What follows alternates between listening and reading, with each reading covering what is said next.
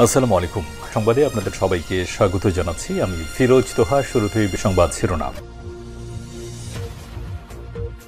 বাংলাদেশের সর্বশেষ গুরুত্বপূর্ণ আপডেট সংবাদে আপনাকে স্বাগত। শুরুতেই সংবাদ শিরোনাম, পরে বিস্তারিত।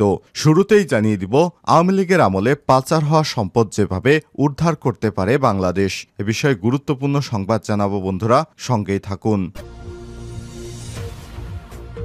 এরপর জানিয়ে দিব, ছাত্র অধিকার পরিষদ থেকে পদত্যাগের কারণ জানালেন আসিফ মাহমুদ। অন্তর্বর্তীকালীন সরকারের যুব এবং ক্রীড়া উপদেষ্টা আসিফ মাহমুদ সজীব ভুঁইয়া রাজনৈতিক সংশ্লিষ্টতা নিয়ে নিজের অবস্থান স্পষ্ট করেছেন।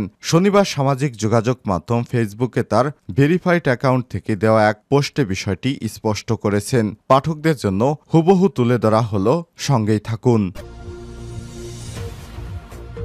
এদিকে শিক্ষার্থীরা ছাত্র রাজনীতি করতে পারবে কিনা জানালো বুয়েট। শিক্ষার্থীরা কোনো রাজনৈতিক সংগঠনের সঙ্গে যুক্ত হতে পারবে না বলে সাফ জানিয়েছে বাংলাদেশ প্রকৌশল বিশ্ববিদ্যালয় বুয়েটের প্রশাসন। এদিকে দেশে ফিরছেন ডক্টর ইউনূস।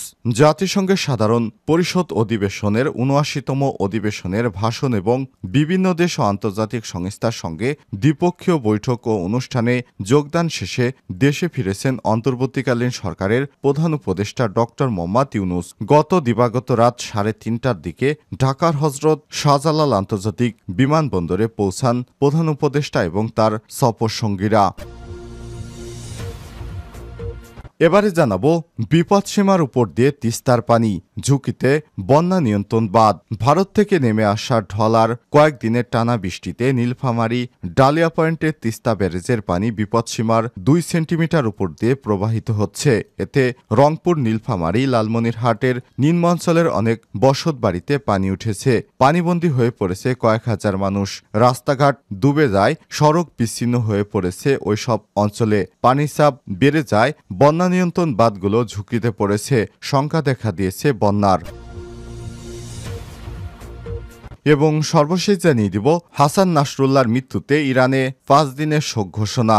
ইসরায়েলের হামলায় লেবাননের প্রতিরোধ যোদ্ধা দল হিজবুল্লাহর প্রধান হাসান নাসরুল্লাহ হত্যাকাণ্ডের প্রতিশোধ নেয়ার অঙ্গীকার করেছে ইরানের সর্বোচ্চ নেতা আয়াতুল্লাহ আলী খামেনি। এছাড়াও তার মৃত্যুতে ইরানে ৫ দিনের রাষ্ট্রীয় শোক ঘোষণা করা হয়েছে। খবর বার্তা সংস্থা রয়টার্সের।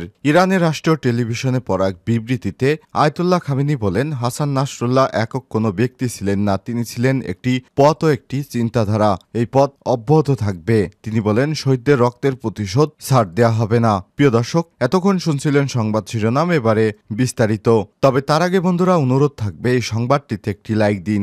এই চ্যানেলে আপনি নতুন হয়ে থাকলে আমাদের সংবাদটি দেখতে দেখতে চ্যানেলটি সাবস্ক্রাইব করে রাখুন। কমেন্ট করে আপনার মূল্যবান মতামত জানিয়ে দিন বন্ধুরা, আপনি বিশ্বের কোন দেশ থেকে বা বাংলাদেশের কোন স্থান থেকে আমাদের সংবাদটি দেখছেন এবং শুনছেন। এবারে বিস্তারিত। আওয়ামী লীগের আমলে পাচার হওয়া সম্পদ যেভাবে উদ্ধার করতে পারে বাংলাদেশ। অর্থ পাচারকারীদের বিরুদ্ধে নিষেধাজ্ঞা আরোপ এবং সম্পদ জব্দ করার ক্ষেত্রে অন্তর্বর্তীকালীন সরকারের উচিত অন্য সব দেশের সরকারের সঙ্গে কাজ করা।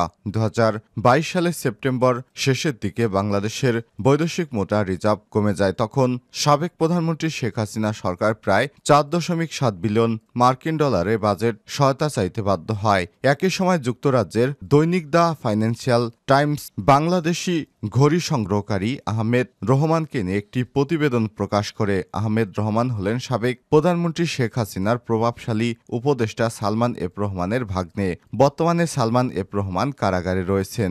দ্য ফাইন্যান্সিয়াল টাইমস এ প্রকাশিত ওই প্রতিবেদনে উল্লেখ করা হয়, দামি ঘড়ি ছাড়াও আহমেদ পরিবার যুক্তরাজ্যে কয়েক মিলিয়ন মার্কিন ডলার মূল্যের সম্পত্তির মালিক। এর আগে একটি নিউজ সাইট থেকে নেত্র নিউজে প্রকাশিত হয়েছিল, শেখ হাসিনার বোন শেখ রেহানা যুক্তরাজ্যে রহমান পরিবারের মালিকানাধীন একটি বাড়িতে থাকেন, যার দাম হচ্ছে বিপুল পরিমাণ অর্থ। কিভাবে আহমেদ এবং তার পরিবার এই বিপুল পরিমাণ অর্থ যুক্তরাজ্যে স্থানান্তরিত করেছে তা একটি ধাঁধার মধ্যে রয়ে গেছে। কারণ বাংলাদেশের আইনে সীমিত পরিমাণ অর্থই বিদেশে পাঠানো যায়। বাংলাদেশে হাসিনার শাসনামলে ক্ষমতাসীন এলিটরা বিদেশে অসৎ উপায় অর্থ পাচার করেছিল। আল জাজিরার অনুসন্ধানী অনুষ্ঠানে হাসিনা সরকারের সাবেক ভূমিমন্ত্রী সাইফুজ্জামান চৌধুরী, যার বৈদেশিক সম্পদের পরিমাণ ৫০০ মিলিয়ন ডলারের বেশি, যার বেশিরভাগ বেশিরভাগ অংশ তিনি বাংলাদেশ থেকে পাচার করেছেন বিদেশে। ছাত্র জনতার আন্দোলনে শেখ হাসিনার পদত্যাগ এবং আওয়ামী লীগ সরকারের পতনের পর ডক্টর মোহাম্মদ ইউনূসের নেতৃত্বে একটি নতুন অন্তর্বর্তীকালীন সরকার দায়িত্ব গ্রহণ করেছে। এ সরকারকে বাংলাদেশ থেকে পাচার হওয়া সম্পদ ফিরিয়ে আনতে কাজ করতে হবে। ডক্টর ইউনূস সরকার ইতিমধ্যেই অর্থনীতি পুনরুজ্জীবিত করার জন্য কিছু সাহসী পদক্ষেপ নিয়েছেন।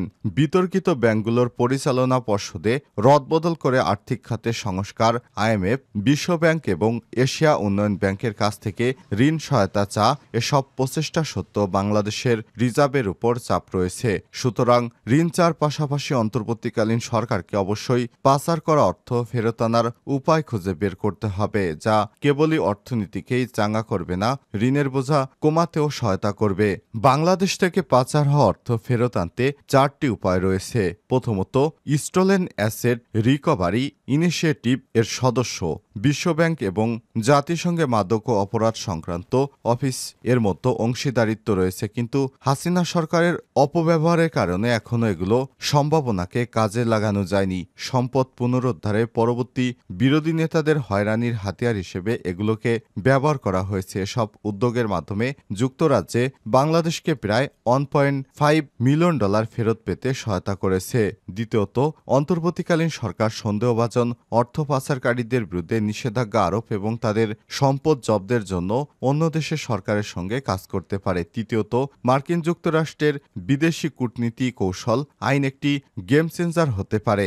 এক্ষেত্রে উল্লেখযোগ্য উদাহরণ হল সাবেক শিক্ষামন্ত্রী নুরুল ইসলাম নাহিদের সহযোগী মন্নত রঞ্জন বারে, যিনি দুর্নীতির মাধ্যমে অভিযুক্ত হয়ে 2020 সালে এপ্রিলে মার্কিন যুক্তরাষ্ট্রে পালিয়ে যান। কয়েকজন হলেন সাবেক ভূমিমন্ত্রী সাইফুজ্জামান, এছাড়া রয়েছে সালমান এফ রহমানের ভাগ্নে সালমান এফ রহমানের ছেলে, যারা যুক্তরাষ্ট্রে বিনিয়োগ করেছেন বলে জানা গেছে।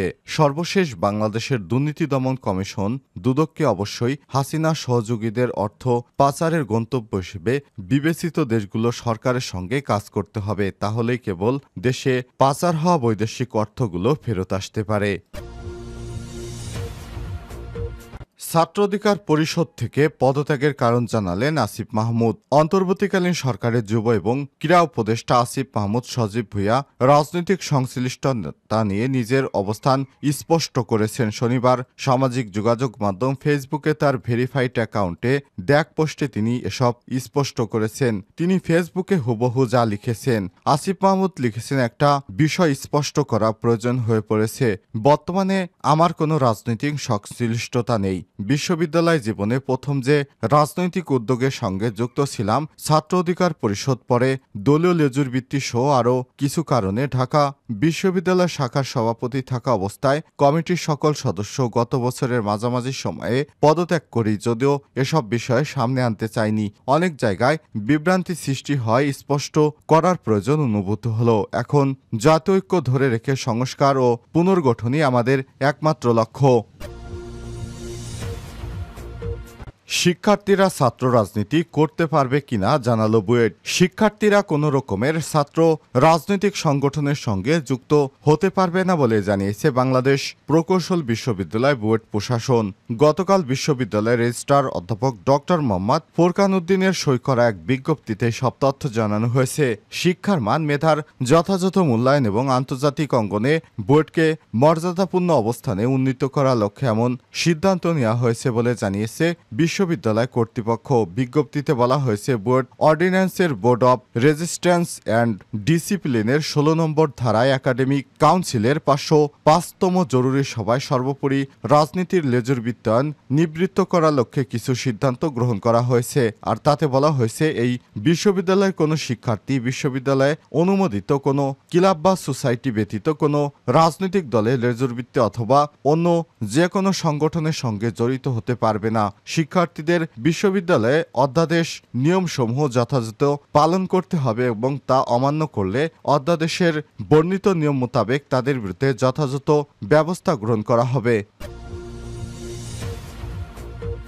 জাতিসংঘের সাধারণ পরিষদের ৭৯তম অধিবেশনে ভাষণ এবং বিভিন্ন দেশের আন্তর্জাতিক সংস্থার সঙ্গে দ্বিপক্ষীয় বৈঠক ও অনুষ্ঠানে যোগদান শেষে দেশে ফিরেছেন অন্তর্বর্তীকালীন সরকারের প্রধান উপদেষ্টা ডক্টর মোহাম্মদ ইউনূস। শনিবার ২৯শে সেপ্টেম্বর দিবাগত রাত ৩টার পর ঢাকার হজরত শাহজালাল আন্তর্জাতিক বিমানবন্দরে পৌঁছান প্রধান উপদেষ্টা এবং তার সফরসঙ্গীরা। তাদের বহনকারী কাতার এয়ারওয়েজের একটি বাণিজ্যিক ফ্লাইট শুক্রবার ২৭শে সেপ্টেম্বর স্থানীয় সময় রাত ৯:৩০টার দিকে ঢাকার উদ্দেশ্যে নিউ ইয়র্ক থেকে রওনা দেয়। এর আগে প্রধান উপদেষ্টার প্রেস সচিব শফিকুল আলম জানিয়েছেন, বাংলাদেশে কোনো সরকার প্রধানের জাতিসংঘ সাধারণ পরিষদ অধিবেশনে যোগদানের সবচেয়ে সফলতম সফর ছিল এবার। ডক্টর মোহাম্মদ ইউনূস মার্কিন প্রেসিডেন্ট জো বাইডেন সহ ১২টি দেশের সরকার ও রাষ্ট্রপ্রধান এবং বিভিন্ন আন্তর্জাতিক সংস্থার প্রধানের সঙ্গে সাক্ষাৎ এবং সাইডলাইনে ৪০টি উচ্চ পর্যায়ের বৈঠকে অংশ নেন। সফরকালে প্রধান উপদেষ্টার অধ্যাপক